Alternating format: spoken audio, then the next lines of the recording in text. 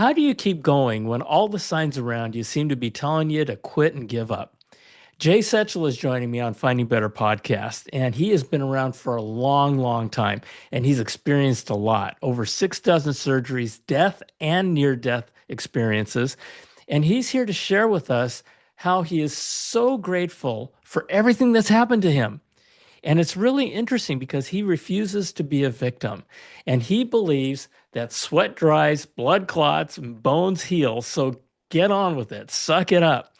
And we talk about his gratitude, but we also talk about empowerment and his stubbornness, knowing that he can do something about it. Whatever the situation is he's having to deal with, he can do something about it. And one of his passions in life and his callings in life is to share his experiences with folks like you and me so that we can go on with courage, with perseverance, with resilience, suck it up and keep on going because better things lie ahead.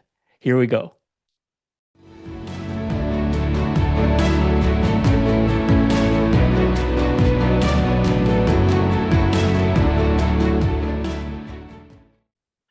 Hello, hello, hello, and welcome back to our Finding Better podcast. My name is John Suzuki, and I am your host. And this is where we share real life lived experiences of people who have been there and done that. Because sometimes the best path to success is to learn from people who have already lived those experiences. Jay Setchell is my guest today. Jay, say hi. How you doing, John? Here I am. Okay, I'm good. alive. I'm All right, alive. everybody. So Jay's message is this: that you have so much to offer the world and life. Just don't give up. Now, I want to take a minute and I want to just share Jay's experience because he's been through a lot. So he's been a multi-time death and near-death survivor, had over 6 dozen surgeries, including spinal cord injury, traumatic brain injury, and PTSD. Today, he's 76 years old, mostly paralyzed and living in a power wheelchair, okay, and in chronic spinal pain. And he still gets up every morning and every day to make the best of what the Lord has given him. And that includes raising twin 8-year-olds, a boy and a girl, that they've had since they were 3 weeks old and they adopted when they were 3 years old. I mean, how cool is that? And he authored a book. He wrote a book called The Strength Within You. It's always too soon to quit. And I am really, really excited to have Jay on here because his message is a message of resilience, of faith, of courage, of grit, of perseverance. I mean, of attitude and so much more. We're going to talk about some of the tools that he has learned through his life, through the adversities that he's gone through the detours, the failures, the pain, and the obstacles. Because we've all got stuff holding us down in life. And the whole idea is to help us continue to move forward. And even if it's taking small steps, you know? So, Jay, I'm honored to have you on my show. Welcome to Finding Better. Good to be here, John. Glad to have you bring me Yeah, aboard here and it get such a nice introduction, gee. yeah. Well, okay, so let's start off with this. Why is your message so important to share with the audience, with my audience? I think probably at this time it's between the media, between everybody, the negativity in the world seems to be getting stronger and stronger and No stronger. kidding. And I believe the possibilities are out there, and you just got to look for them. You may have to look harder for them. And if you don't find them, then you have to make them. But it's just, we're in such a negative time, and it's easier to talk about negative than suffer a little bit and do the positive. Do what's right. Do the good thing You because bet. that affects so many more people. And I believe that the more people you help, the better person you become. Well, I'll tell you something. That's what you just said, just encapsulated the whole reason why I'm doing this podcast. Is because my daughter came to me one day and she says, Dad, there is so much, excuse my French, bullshit in the world, right? Amen. And Amen. since then, it's gotten worse. She says, you have the opportunity to create a safe space. a place where people can come to hear real information of people who don't want anything from them, right? And and so it's all about experiences and sharing what we've been through. Now, you are 76 years old Yes, sir. and you're living mostly in a wheelchair. All the And time. still you have this amazing, amazing attitude of wanting to help people because I agree with you. I tell people all the time, you lift one person, you lift a world. And you lift a whole bunch of people, it becomes even better. Um, but what is it about you? What is it about you that has given you that grit and that uh, perseverance to keep going? The love of life. Uh, I'm grateful to be here. I'm grateful for life. And as long as I'm breathing, I'm going to keep moving. And the more I move, the more I help, the more I do, the better I feel. It's like a circle of life. If you just keep moving and keep going and keep helping and keep doing, I'm so grateful. I'm grateful to be alive. And because being the opposite is really a pain in the butt. I know I've Being been the there. opposite is miserable. It's real Right. miserable. I've And been I there. want you to talk about that for a second because I've learned that gratitude, they talk about vibrations, energy vibrations and universal vibrations and stuff like that. And I have been told that gratitude is a second highest vibration next to unconditional love. So what is it that makes you grateful? And how do you get there?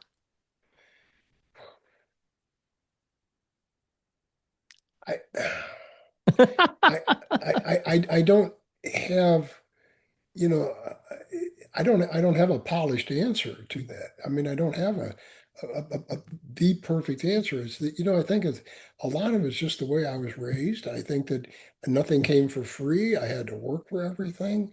And it's kind of like I was fortunate enough to be raised on a big working farm. And, you see the cycle of life. Like you got the winters, so you're down, or you're repairing equipment, or you're working another job, or you're doing something. In the spring, you've got crops to plant. In the summer, you've got you har you cultivate them. You work with them. In the fall, you harvest them. When we were feeding cattle, you get cattle in as young cattle, and you ship them off to be slaughtered. And in everything, it gives you a reason to view down the road, view ahead, look ahead, and have a vision. And so I'm grateful that every year you got to see those cycles of life Hmm. it's kind of like the cycle of life for humans. I mean, we're children, and we're young adults, and we're middle-aged adults, and we enter the fall of our life. I'm in the early winter of my life, and but I'm still here, and the way I've pushed through stuff, and call it stubborn or irritated or mad as hell. I don't care. Sometimes it takes everything, but don't give up. Don't give up. You have Right. so much to offer life, and life has so much to offer you. And, and just by helping, and I think that the gratitude, I'm just so grateful that, by God's grace, I'm here. I mean, and that's, I and and it makes me feel good to help. It makes me feel good to talk to people. It makes me feel good to, but I was on the phone with a lady the other day, real quick, um, and she wasn't having a good day, and she told me that. And I just said, ma'am, I said, the one thing you got to realize is always too soon to quit. You can't quit trying.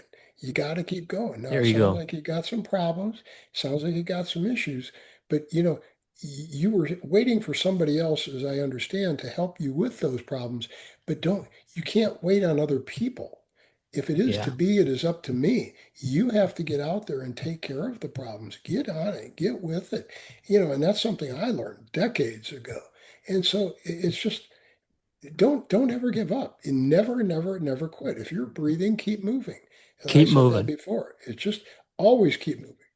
It's funny because you said that And I'm paraphrasing. You said that you're grateful because of the grace of God, you're still here. You know, That's a right. lot of people will be listening and watching, and looking at you and going, "Well, yeah, look how old he is. Thank goodness he's got a lot to be thankful for," kind of thing. But you know what? I tell people it's not about age. It's not about age. Whether Oh, you're no, young or no, old, you know no, what? Your no. life is a miracle. It really is a miracle. And one of the little sayings I once saw in some little Hallmark store or something said, "Your the life you've been given is God's gift to you. What you make of your life is your gift back." Yes, And I saw that. yes. It must have been over 50 years ago, and that always stuck with me. And I'm 65 years old. Um, And it's one of those things where we all have stuff to be grateful for, but at the same time, as you mentioned earlier, Jay, this world is so negative. Oh, We've it's become terrible. so negative, and we've gotten so, instant gratification. I mean, you talk about whatever you want to talk about. It's spiraling downward. And sometimes it's hard for people to live with gratitude, because there's so much negative energy coming at them. Well, And so, Mhm. if I'm going to interrupt you for just a second, if you will, you just said, things so much happening and so much so quick. And I've called it for about 40, 45 years, I've called it the microwave society Yep, because everybody wants it now. They don't yep, want to go home and make a sandwich that's healthy, maybe use some better bread or a good meat or or make something. They want to stop at McDonald's and grab something because it's quicker, it's easier. Okay. Well, but McDonald's is making tens of millions, but yet people complain when they go to the grocery store and spend some money on groceries. I'm not saying groceries are inexpensive, but when you go, you just don't buy enough for one bite or one meal. You buy enough for three or four or five right. meals, and you lose track of that. But I think that, and I want to back up a little bit. Part of why I'm grateful, and you mentioned being younger. Excuse Thank me. you. A Um, lot of people out there are like 65. Holy cow, you're old. Oh, I'm already planning on being 85 and 95 and what There I'm you going to be go. doing. There you go. I'm good. That's what I'm planning on. Yep. But I should have, it's like when I was a kid on the farm, I stepped on nails three or four times, five times. And one time, excuse me, I was about 7 years old and I stepped on a nail that was what they call a ring shank nail. It's got little grooves around it. Ooh, And it was on about a piece of 2x4, about 2 feet wide. There's snow on the ground, a couple inches deep. And when I stepped on it, though, it went up through my boot that I had out boots over my shoes. Went up through the boot, through my shoe, through my foot, out my shoe, out the boot. And my grandfather was ahead of me. And I said, "Oh, Grandpa, Grandpa," and I'm yelling. And he turned around, he came back, he looked, and he put a foot on each side of uh, the the the board. board, and he said, "Bend down, squat down a little bit," and he said, "Put your hands on my shoulders, and then I'm going to hold my hand behind your knee, and I'm going to pull your Mm. foot up off through. I'm going to pull the nail out, pull your foot off the nail on three, one, two," and he yanked it. And so, I mean, okay. But I was Ouch. grateful because it didn't take long. They had the boot cut off. They took the stuff off. They put water in or saline or something in the top. It ran out the bottom of my foot. It was like a hole. It was kind of cool, really. Because they Yay. no, but that was okay. But what that did, that was a preparation for what I had to go through throughout my life. Because when I was 17, John, right, within about 4 or 5 days, my birthday is New Year's Eve. So, and on the 5th or 6th of January, 4th or 5th of January, 1967, um, I had come down a silo and I was walking on a feeding auger, and my grandfather flipped the auger on for just a second. I was getting ready to jump off the auger into a snowbank anyhow, and it was about 5 or 10 below zero out. And I had been up chipping silage and it was frozen in the silo. But when I started to jump is when the auger turned. Well, it broke my right ankle, it cut my boot open, cut my leg open. But and as I jumped in, but I was able to launch into the snowbank. And but think about how grateful I was because had he not turned the auger off, and I don't even know how he turned it on and off. I've never seen it go that like that. But if it would have run for 3 or 4 or 5 seconds, it would have ground me. I'd have been a hamburger. It would have Wow. ground me up. It would have So taken you me. So 17 years old, just after I turned 17, I should have been dead. so you just said imagine how grateful you were. Are you Oh telling yeah. me that when that was happening, you experienced gratitude? Oh yeah. Because yes, sir. Because I, I knew, I knew in my head, I was 17-year-old kid. I soloed and started flying when I was 14. So I know the power and the strength of steel versus human skin, you know? Oh, but And yeah. and so when it's grinding up, just like if you drop something in a food grinder, it's gone. It doesn't take long. So can you just imagine it dropping it in and pulling it out, but just nicking it instead of Yep. actually having it ground up? So I was grateful that, oh my God, all it did was break my ankle. You All it did know, was cut my I leg open. I love that example because I can also use it as a metaphor that says, shit's gonna happen. Oh yeah. And, Yes, sir. in your case, you got injured, you had your boot cut open, you had your leg cut open, and yet you were in, and a lot of people would go, "Oh my God, why me? Why me? Why me?" No, oh You no. said, "Thank Mm. you. Thank you for just letting that happen as you're probably bleeding profusely all over the snow."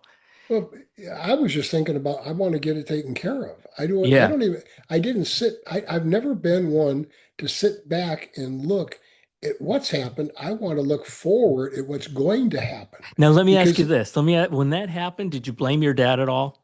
oh no, Did you no, say, "Oh my, oh it, daddy, no, stop that." no, Right? it was my grandfather and I always, I remember telling him later that Grandpa, I know whatever happened, I know you didn't mean it. It wasn't your fault. It's just something that happened. And and he passed away when, oh, it was probably 10 years later. But you know, and here I'd already been, and I was dead twice more before he died. Mm. I mean, dead. And I hope he understood that. But I'm sure he felt guilty no matter what. It's like I have Oh survivor's yeah. guilt. I have Oh, for survivor's sure. guilt from people that have Yeah. died in things that I've been involved in. So, Yeah. but it's no, it's just like it's just one more thing that's going to happen. It doesn't mean that's why I say I'm grateful for seeing the cycle of life, Yeah. and Yeah. and if you know that it's going to go on, it's going to heal. And I'll say something here that I say quite a bit, and that is sweat dries, blood clots, and broken bones heal. Suck it up, and well, but it's a fact, and if you do that, it's like if you cut your hand open, your arm open, or whatever, it's going to heal. You may get stitches, maybe you don't need stitches, but it's going to get a scab on it. If you scratch a scab off, it's going to take longer. But getting back, I think you're writing that down. Sweat dries, blood I clots, broken am. bones heal. Yeah. Suck it up. Suck it It's up. like, I well, I love mean, that. there's nothing they could do except Yeah. let it heal. And that's what I'm grateful that God gave us for the ability for our bodies to heal. Now, I know you see me sitting around, and I am mostly paralyzed. My left arm, it works. It works pretty good. My left wrist is fused with bone from my right pelvis, and my knuckles have been broken, my fingers have been broken, my shoulder's been ripped out, my deltoid muscle's been severed, my bones out the back of my arm and all that other stuff. But my left arm is the only thing I've got. And I can flip this arm around from the shoulder, but I don't have any bicep or tricep or anything, Oh, wow. and the rest of me is paralyzed, so it doesn't matter. But it's just And you're grateful for your left arm. the left arm is. I'll punch you out. I'll tell you what. It's like, no, I am. I'm very grateful. And I get angry because I know that things are getting worse slowly. Yeah. And I just wonder how long that will last. I mean, will I have it forever? I mean, I've got a thing right here that, I mean, it's one of these, you know, Yeah. Yeah. and Exercise, and group and exercises. and so, I do. 500, 600, maybe 1,000 a day. Yeah. I mean, Yeah. because what if you don't use it, you lose it. That's right. That's right. And That's I don't right. care if that's your muscle, and this is the biggest muscle you got, it's right up here between your ears. Yeah. Yeah. No, that's right. So I want to talk with you a little bit. I mean, this has already been just such a delightful conversation. But you went through spinal cord injuries. You've had traumatic brain injuries. You were in the Marines, and I that may be one of the things that resulted in your PTSD. Um, and you know, to anybody who's gone through one of those things could consider themselves a victim, and yet you Mm. kept going, and you might have already answered this question with our gratitude conversation. But what is it that kept you going? What is it that kept that grit, that kept your resilience and your energy to keep moving forward? One word, stubbornness. I think that's a, Stubbornness. I think stubbornness is probably gotten me further than anything but the grace of God. Because I'm not going to quit. I'm going to, somebody asked me, why do I want to live, continue to live in the shape that I'm in? And knowing that I'm going to Yeah. get worse. And I said, you know what? I'm going to stick around till I'm 100 years old just to piss people off. I love it. I Yep. don't really care. I don't really care. It's like, no, if you can't do it, figure out a way to do it. It's like, just I don't know, stubbornness, um, the ability, there I get back to the cycle of life. You know it's going to renew, you know it's going to refresh. So keep your eyes open. I think on your little byline under your name, I made a comment back to you that it was something real easy. It says, what does your little thing say underneath your name on your headline? It's Oh, better is all around us. Better's all, and I said, and I put back, I said, here's the thought. If it, I agree, that's a fact. But if you can't find it, make it. Yes. That's it. Yes. And I sent that to you. So, maybe you just didn't see it. But I didn't see it. I didn't see it, but thank you for if you can't find better, then make it. if it's not happening, go make it happen. Yeah, I mean that is amazing. I want to talk with you, just mention about what you said about stubborn. I had a young woman on my podcast about a year ago, and I'm going to have her back. Her name was Adriana Cowden, and she wrote a book called Stubborn as Fuck. Excuse my French.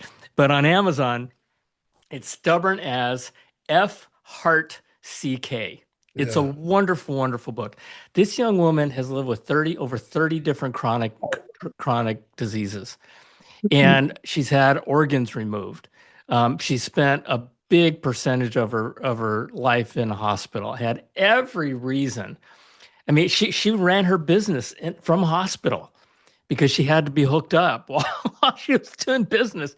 Yes, sir. Just an incredible, incredible story of a woman with amazing, amazing energy and an amazing spirit of refusing to give up, refusing to let anything keep her down. And, And and so when you said one word, stubbornness, um, you know, maybe okay. So I don't think it's uncommon, but for young men not to have real great relationships with their dads. But anyway, I didn't. I was one of those young men, and one of the things that I really didn't like about my dad was that he was so freaking stubborn, and I mean, really negatively stubborn. And so I told myself, that's just not something I'm going to be. But you just gave us a perspective. And Adriana gave us a perspective on stubbornness. Everything can be a good thing. Everything can be a bad thing. And It's stubbornness can be a really good thing. Well, it's what you make of it. Everything, like you Yeah. said, can be a good or bad. It's what you make of it. And Adriana, I can't speak for her, but I believe that having been through, now I haven't had organs removed, but I've had them ripped open and set on the table and everything else. But, but I think that some of it is you got to remember, and I say this before too, seconds turn into minutes, minutes turn into hours, hours turn into days. And how long ago was it you were 50 years old? It wasn't very long. It Yeah. wasn't very long. So remember, when you're in a lot of pain, when you're in a lot of hurt, that 2 minutes seems like a week, but it's really not. It's still 2 minutes. Yeah. And those minutes go by quickly. It's just it strings it out because you're in pain. But it's a common, and I would bet you she has a lot of gratitude because she's gracious, Oh, grateful, absolutely. grateful Absolutely. she's grateful, like I am, that they've been able to take care of it and help her. I mean, I had a surgery on my right shoulder, one of the surgeries up here, and they don't know where it came from, but back about 20 years ago, no, longer than that, I don't know, 25 years ago, something like that, I don't remember. I had uh, I had bloodborne MRSA staph, and it's only about a 20% survival rate. And with everything that I'd gone through already, they didn't expect me to live. And I spent 5 weeks in the hospital. I had over 100 tests. They never found out the source of it, but that gets back to the fact that I was grateful the whole time that I could still breathe and still keep my eyes open and still understood what was going on.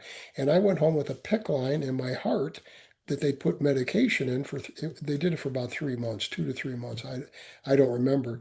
But getting back to being grateful, it's like you're grateful. And when they ask you, when you go to the doctors and everybody's listening on your show, and you included, when you go to the doctor, say, "Oh, okay, John, well, how you feeling today on a scale of 1 to 10 on your pain level?" I get asked that every time I go see a doctor or something. Most everybody does. And Sure. I go, well, I'm about a 4, okay, or a 3. And I may be in a lot of pain. But what irritates me is when somebody says, "Oh, I feel like I'm a 10. What kind of medication can I get?" Yeah. When you're a 10, you are praying to die. I've been there. I've been in a hospital, St. Joseph's in Houston, Texas. I remember the time. I remember looking at the cross. I remember the crucifix, and Jesus was on it, and I was praying to die because the pain was so much. You don't want medication at that point. Just let me go. Yeah. And I didn't. I made it through it. So I'm grateful that it's like somebody sang a song once. Sometimes the best prayers that go unanswered or something like that, Hmm. unanswered prayers. And I think it was Garth Brooks. And, but the thing is, and that's true. That's a fact. I was praying to die, but I didn't. And what have I been able to do since then was start businesses and raise the kids and help my kids on and other Yeah. Yeah. grandkids. And, so life moves so fast. And in today's world, it's like you talked about before, everybody wants it now. It's quick, it's negative, it's this and that. So slow down and think, what am I going to do to make things better? Yeah.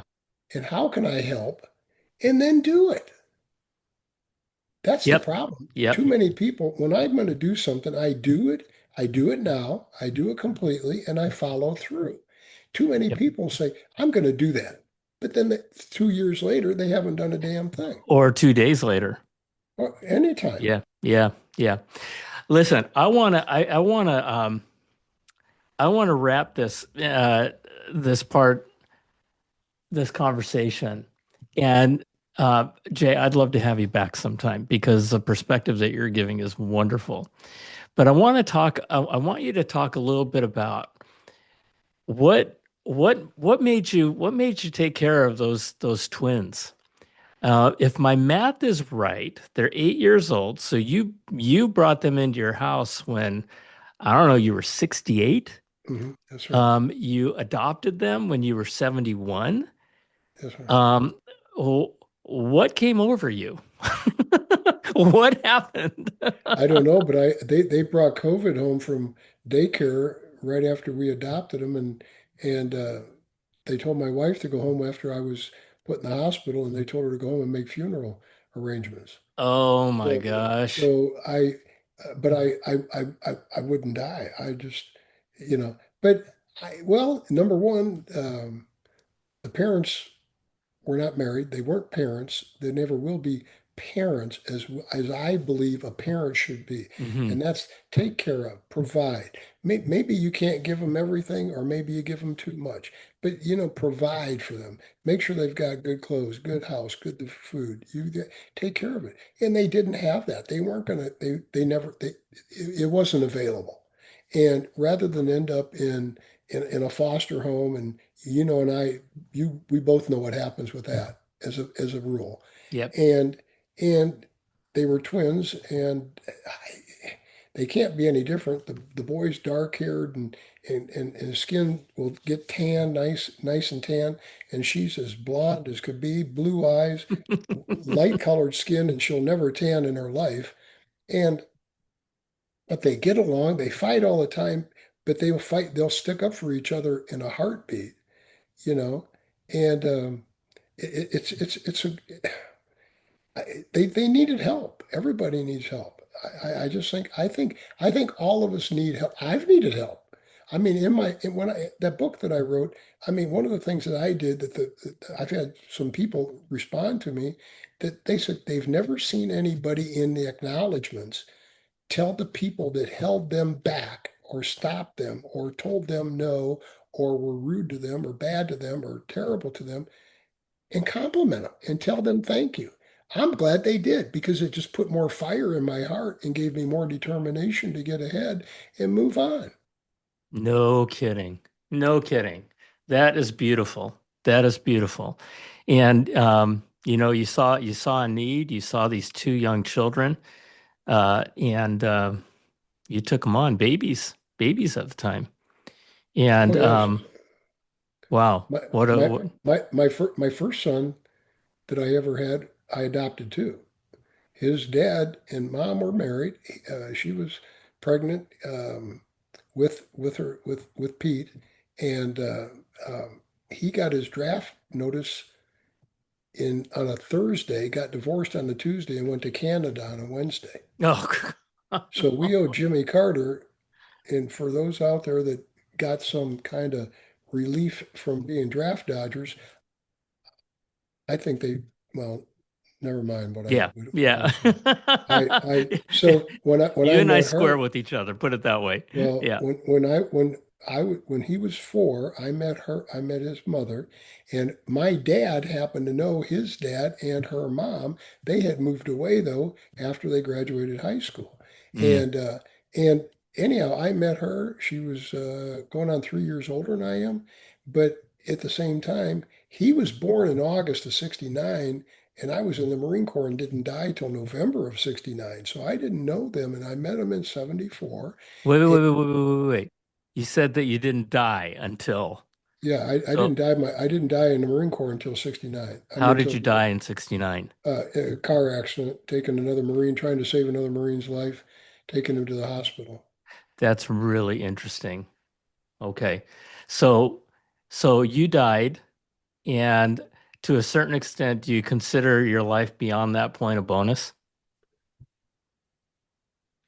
Oh yeah, I most definitely. But I didn't.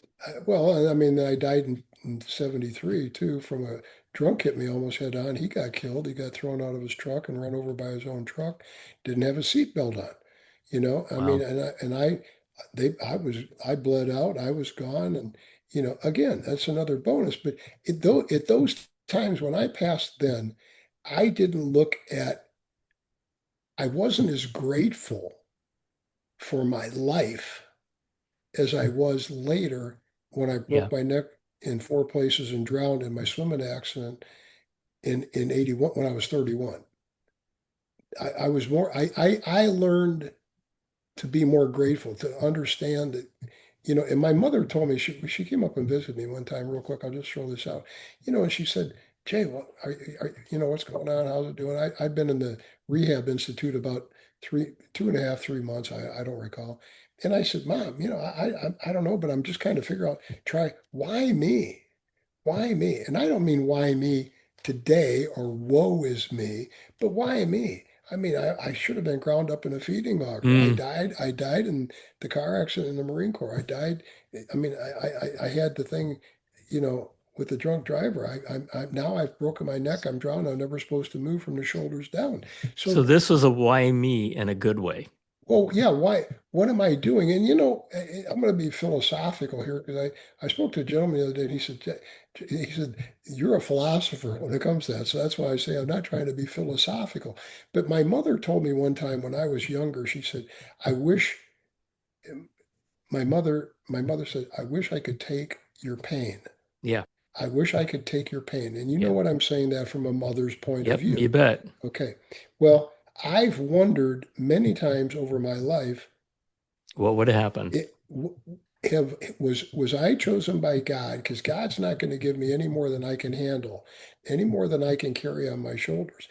Have I absorbed some traumatic experiences or deaths or near deaths for other people that could not have handled it? Oh, interesting. Interesting. See what I'm saying? It's Yeah. like God gave it to me because he knew I could tough it out. Interesting. And um, by that definition, a lot of us and people around you have reason to be grateful for taking our pain. And Amen.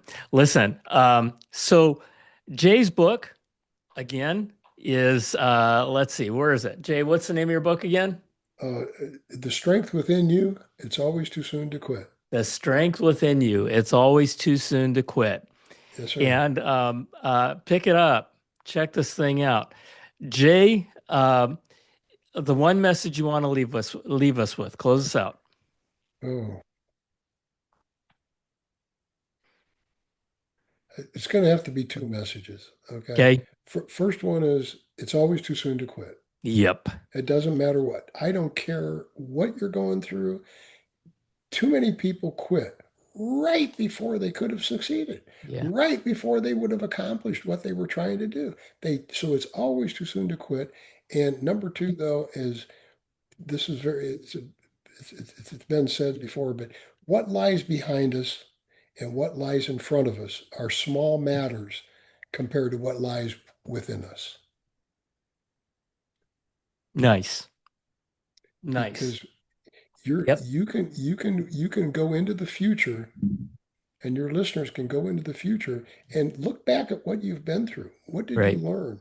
Where Right. can you go? But that's within you. It's Yeah. within you. It's things you've learned from a lot of different sources. Jay, this has been a pleasure. This has been Thank a you, sir. pleasure. Thanks, And John. sweat dries, blood clots, bones Broken bones heal. too. Suck Suck it it up up. and get on with it. It is. It's you You got know what? There's wisdom for the ages right there. Folks, my guest is Jay Setchell. Again, the name of his book is The Strength Within You. It's always too soon to quit. Check it that's right. out. And I will have, if Jay so accepts my invitation, I will have him back. Oh, Jay, thank you for joining me. God bless you. Thank you. Thank you for all you do. Thank you for all you've done in helping people and making our world a little bit better.